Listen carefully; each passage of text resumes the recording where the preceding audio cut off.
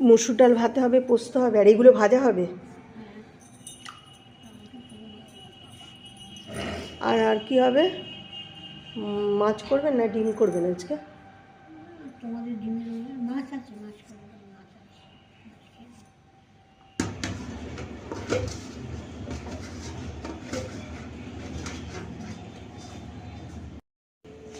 দেখো বন্ধুরা, এগুলো আজকে ভাজা হবে রুটির সাথে।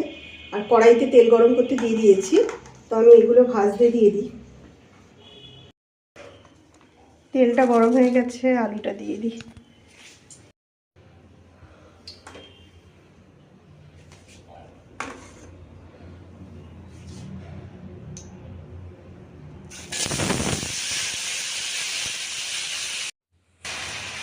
আলুটা একটু নাড়াচাড়া করার পর তারপর দেখো এর মধ্যে সামান্য একটু নুন দিয়ে দিলাম, যাতে আলুটা ভালো মতো সেদ্ধ হয়ে যায়। আর এটা আমি ঢাকা দিয়ে দিয়ে ভাজবো। আর এই ভাজাটা খেতে কিন্তু খুবই ভালো লাগে। এর আগে আমি অনেকবারই করেছি আর তোমাদেরকে দেখিয়েছি।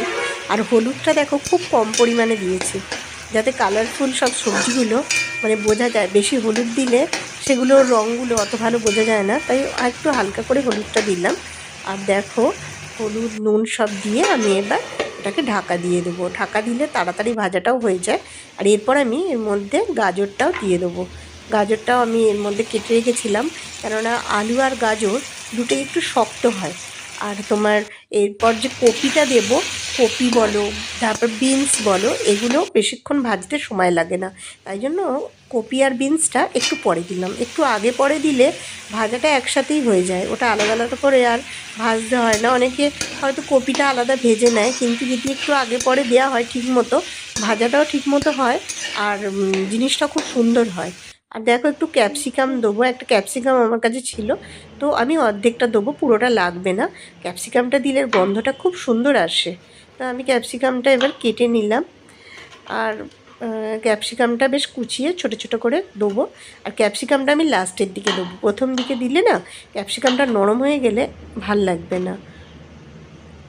তো দেখো আমার ক্যাপসিকামটাও কাটা হয়ে গেছে, অর্ধেকটা দিলাম। আর এটা ঢাকা দিয়ে দিয়ে আমি ভাজবো। নরমটাও খুব সুন্দর হবে, খুব তাড়াতাড়ি হয়েও যাবে। বিনস কপি গাজর সব একসাথে দিয়ে দিয়েছিলাম, মানে আগে পরে প্রথমে আলু গাজরটা আগে সেদ্ধ করলাম। আর দেখো ক্যাপসিকামটা আমি লাস্টের দিকে দিলাম।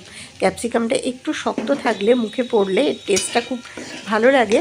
আর ক্যাপসিকামের যে গন্ধটা সেটাও খুব সুন্দর থাকে। আর মধ্যিখানে আমি একটু ভাজাটা হয়ে গেলে মধ্যিখানে একটু তেল দিয়ে, আর এই দেখো আদা কুচিয়ে রেখেছি আর এদিকে লঙ্কা কুচানো আছে। এবার এটাকে আমি মধ্যিখানে দিয়ে একটু নেড়ে চেড়ে একটু ভেজে নেব। দেখো লঙ্কা আর আদাটাও দেওয়া হয়ে গেল।